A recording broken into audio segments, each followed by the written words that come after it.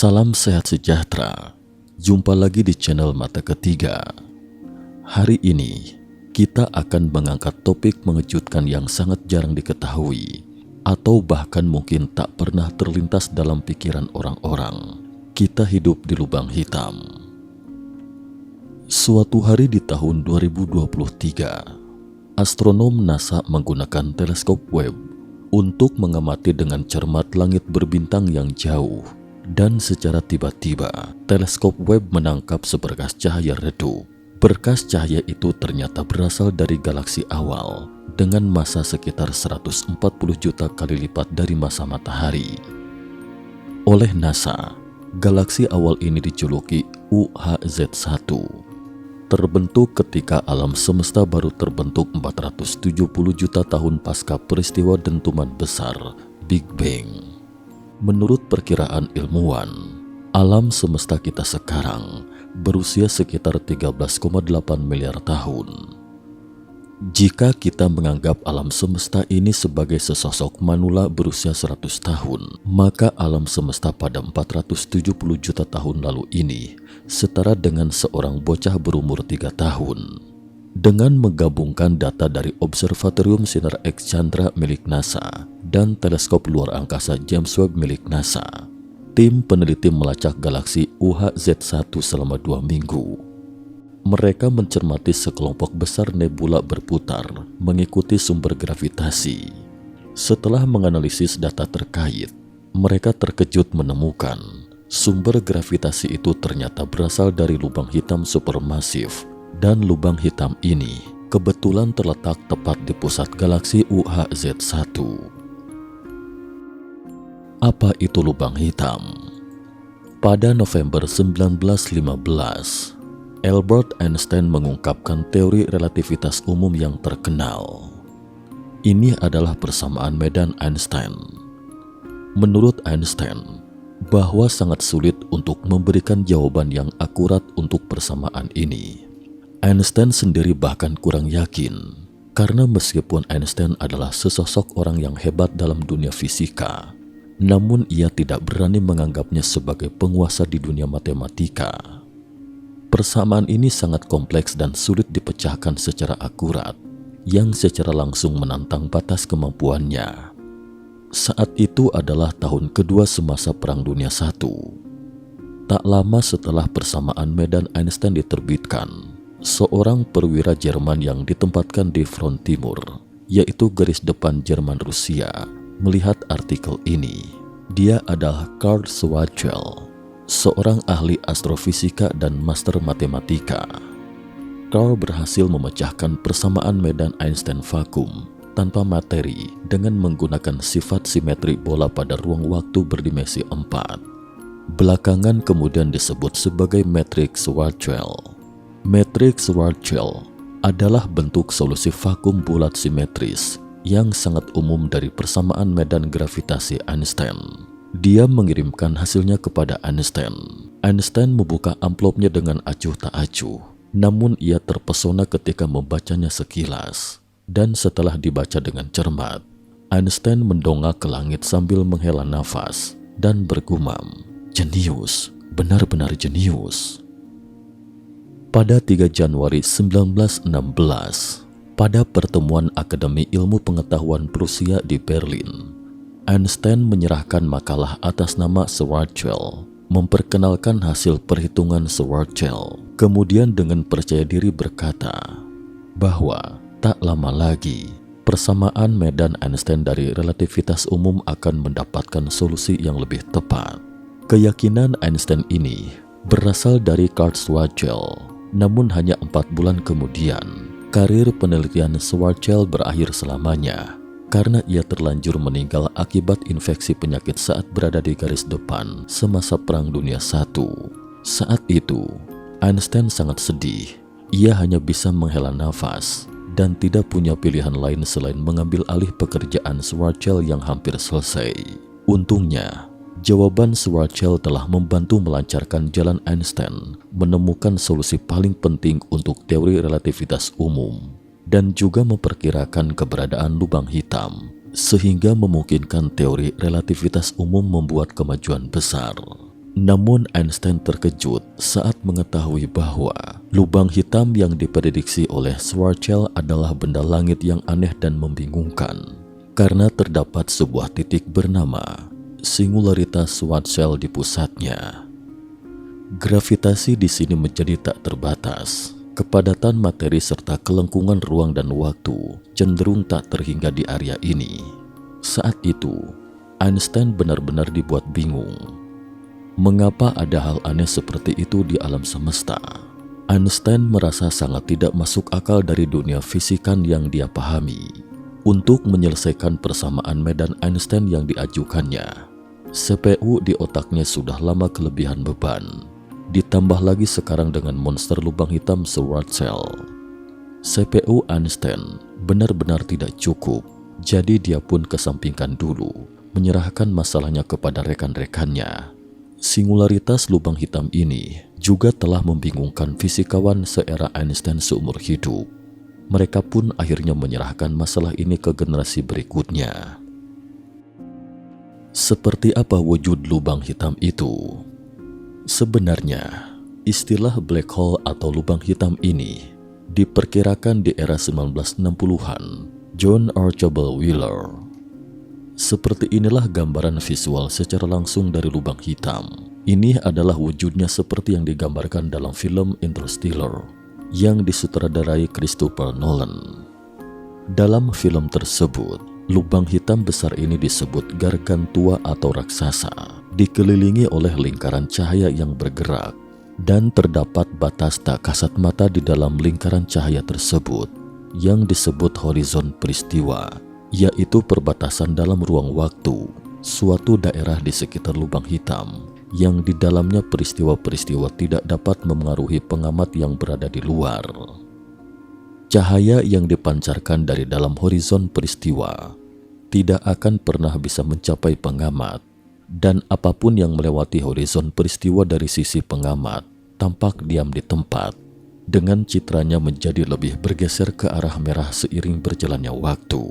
Objek yang melintasi batas ini akan tertangkap oleh kuatnya gravitasi lubang hitam.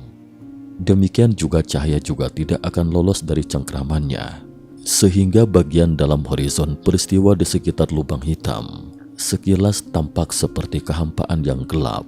Tentu saja istilah hitam putih, terang dan gelap ini hanya berupa gambaran dari penglihatan manusia secara visual. Ketika cahaya ditangkap sepenuhnya, apa yang terlihat itu sebenarnya berada di luar dunia yang kita alami.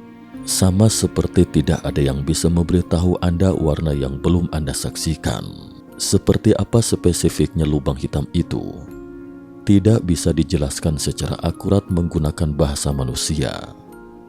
Yang disebut lubang hitam itu hanyalah semacam istilah untuk memudahkan pemahaman terhadapnya. Wujud lubang hitam yang disajikan dalam film Interstellar dibuat sedemikian rupa di bawah arahan Profesor Kip Thorne bekerja sama dengan tim Double Negative Visual Effects untuk membuat lubang hitam ini semirip mungkin dengan aslinya berdasarkan pada rumusan yang berasal dari teori relativitas umum Einstein. Di dalam film yang dirilis pada tahun 2014 ini, digambarkan terdapat sebuah lubang hitam atau black hole bernama Gargantua. Gargantua digambarkan sebagai lubang hitam yang sangat besar dan berputar dengan sangat cepat. Pada film ini, Gargantua diorbit oleh planet Miller dan planet Man. Pada tahun 2019, manusia akhirnya berhasil mengambil foto pertama lubang hitam. Seperti yang disebutkan sebelumnya, jika memang tidak ada cahaya yang bisa lepas dari medan gravitasi lubang hitam, jadi jelas tidak mungkin dapat memotretnya secara langsung. Para ilmuwan secara tidak langsung mengambil gambar penampakan lubang hitam dengan memotret pergerakan dan perubahan bintang di sekitar lubang hitam. Teknik ini sangat mirip dengan seni menggunakan efek kontras pada lukisan tradisional Tiongkok. Seniman tidak menggambar bulan secara langsung, melainkan menggambar awan di sekeliling bulan, kemudian menyisakan ruang putih. Ruang putih di tengah ini melambangkan bulan. Ini disebut sapuan kuas tangan bebas yang hanya bisa dipahami tetapi tidak bisa diungkapkan dengan kata-kata. Jadi metode ini harus digunakan untuk memotret keberadaan unik seperti lubang hitam. Coba lihat sejenak seni gambar secara sains ini kiri layar dan gambar pada gestur kanan layar. Namun pada intinya, kedua sisi gambar ini mencapai tujuan yang sama dengan cara yang berbeda. Pada tahun 2019, para ilmuwan mempublikasikan foto lubang hitam supermasif di pusat galaksi Virgo A. Lubang hitam raksasa di jantung galaksi lain yang disebut Messier 87 atau M87. Massa lubang hitam ini kira-kira 5 miliar kali massa matahari. Pada tahun 2022, lubang hitam supermasif Sagittarius A di pusat bumi sakti juga menampakkan wujud aslinya. Ini adalah lubang hitam raksasa yang hidup di pusat galaksi kita, yang untuk pertama kali diambil gambarnya. Objek ini memiliki massa 4 juta kali lipat dari matahari. Lubang hitam sekilas terlihat sangat jauh dari bumi kita. Dalam film Interstellar, sang protagonis membutuhkan waktu beberapa tahun di pesawat ruang angkasa antar bintang untuk mencapai lubang hitam yang paling dekat dengan bumi kita. Namun beberapa fisikawan kontemporer menarik kesimpulan yang menggemparkan setelah mengamati lubang hitam, yaitu bahwa kemungkinan besar bumi kita berada di dalam lubang hitam.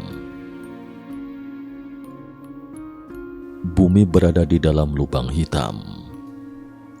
Jika berada di dekat lubang hitam, bumi dipastikan hancur terkoyak. Namun bagaimana jika bumi dan alam semesta ini ada di dalam lubang hitam super besar? Itulah model kosmologi lubang hitam yang tidak mungkin dibuktikan. Konsep arti tentang lubang hitam supermasif yang pernah ditemukan dan merupakan bagian dari kuasar yang terbentuk hanya 690 juta tahun setelah dentuman besar. Bayangkan jika kita, bumi, tata surya, galaksi, lubang hitam, bahkan alam semesta ini ternyata ada dalam sebuah lubang hitam maha besar. Secara keseluruhan, bumi dan alam semesta itu terbentuk, berkembang, dan berevolusi di dalam lubang hitam raksasa tersebut. Inilah model kosmologi lubang hitam atau kosmologi Schwarzschild. Lubang hitam yang dikenal saat ini adalah lubang hitam bintang yang merupakan fase akhir kehidupan sebuah bintang menuju kematiannya, atau lubang hitam supermasif yang ada di pusat galaksi. Jika lubang hitam bintang memiliki massa puluhan hingga ratusan massa matahari, lubang hitam supermasif bisa memiliki massa jutaan hingga miliaran kali massa matahari. Besarnya massa yang dimiliki membuat lubang hitam memiliki tarikan gravitasi yang sangat dahsyat hingga ruang waktu terdistorsi, dan cahaya pun tidak bisa lolos dari jeratannya. Karena itu, jika bumi berada di sekitar cakrawala peristiwa atau garis batas memiliki jarak tertentu dari lubang hitam, bumi pun tidak akan bisa selamat dari tarikan lubang hitam. Jika perjalanan kembali itu dimungkinkan, maka akan membuka dunia lain yang tidak kita ketahui. Ketika bumi sudah melewati cakrawala peristiwa yang artinya makin mendekati lubang hitam, ruang waktu akan melengkung sehingga waktu pun melambat, kata Gaurav Khanna, fisikawan lubang hitam dari Universitas Rhode Island, Amerika Serikat. Materi yang terjebak gravitasi lubang hitam pun akan memulur yang panjangnya sangat bergantung pada ukuran lubang hitamnya. Efek pemuluran materi ini disebut spaghettifikasi atau efek bumi yang biasanya ditemui pada materi yang terjebak lubang hitam supermasif. Kuatnya gravitasi akan langsung mencabik dan mengoyak bumi serta menariknya menuju lubang hitam, sehingga membentuk aliran materi memanjang yang bergerak dengan kecepatan tinggi, mirip bakmi atau spaghetti. Kalaupun bumi selamat dari cabikan lubang hitam itu, alias bumi tertelan utuh oleh lubang hitam, di dalam lubang hitam pun bumi tidak akan selamat. Di dalam lubang hitam, bumi akan terikat pada singularitas yang super kecil dan super padat sehingga bumi akan seperti dibakar oleh tekanan dan suhu super tinggi dari energi gravitasi. Jadi, secara teoritis yang didukung oleh sebagian observasi lubang hitam yang ada, Bumi tidak akan mungkin bisa berada di dekat lubang hitam, apalagi ada di dalam lubang hitam. Hanya butuh beberapa detik bagi bumi untuk hancur tercabik saat sudah melintasi cakrawala peristiwa lubang hitam. Kosmologi Schwarzschild. Namun ada teori lain yang bisa menempatkan bumi, bahkan alam semesta maha luas ini dalam sebuah lubang hitam maha besar. Bumi lahir dan berevolusi di dalam lubang hitam tersebut. Demikian termasuk pembentukan alam semesta beserta pengembangannya. Semua terjadi di lubang hitam maha raksasa. Inilah teori kosmologi lubang hitam alias kosmologi Schwarzschild. Kana menuturkan bahwa proses yang terjadi pada sebuah lubang hitam terlihat sangat mirip dengan proses dalam dentuman besar, Big Bang. Meski prosesnya berkebalikan, perhitungan matematisnya pun mirip.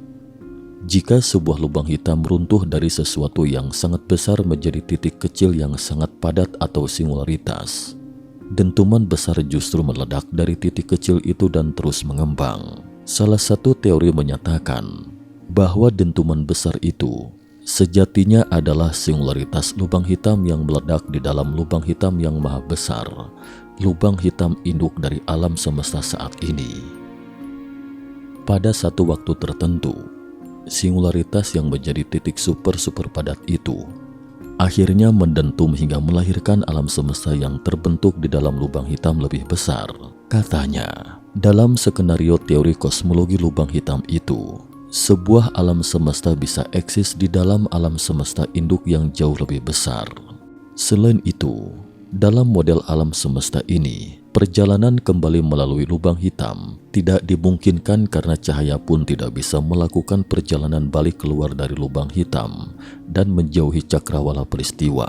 Kondisi ini membuat teori kosmologi lubang hitam ini sudah dipastikan tidak akan bisa dibuktikan, setidaknya dengan pengetahuan dan teknologi saat ini. Padahal, jika perjalanan kembali itu dimungkinkan, maka akan membuka dunia lain yang tidak kita ketahui, kata Kana. Meski demikian, jika bumi berada di dalam lubang hitam super besar itu, para ahli memperkirakan akan adanya perbedaan ukuran ruang alam semestanya. Ukuran lubang hitam itu sebesar ukuran benda yang dicakup. Misal lubang hitam seukuran alam semesta yang mampu menampung alam semesta. Jika kondisi yang terjadi seperti itu, seharusnya ilmuwan akan bisa mendeteksi tanda-tanda dari perputaran lubang hitam tersebut.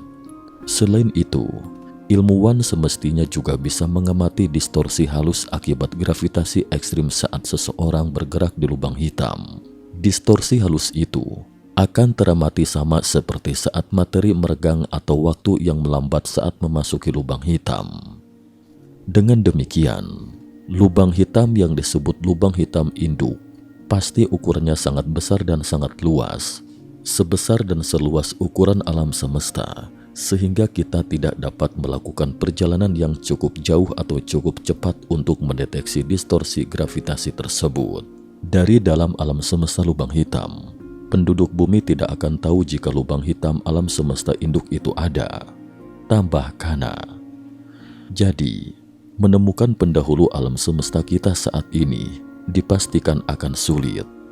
Namun jika teori kosmologi lubang hitam ini bisa dibuktikan keberadaannya, tentu akan membantu manusia memahami eksistensinya di semesta. Roger Penrose, seorang matematikawan asal Inggris yang bekerja dalam teori gravitasi Einstein yang dikenal teori relativitas umum, menjadi salah seorang yang dianugerahi Nobel Fisika. Salah satu karya monumental Penrose pada 1965 ialah mempelajari struktur ruang waktu yang bersifat Lorentzian menggunakan kajian matematika abstrak bernama topologi. Apa yang Penrose dapatkan ialah formasi singularitas ketakberhinggaan dapat terjadi bila ruang waktu tersebut memenuhi persamaan medan gravitasi Einstein tanpa perlu meninjau simetri dari ruang waktu tersebut.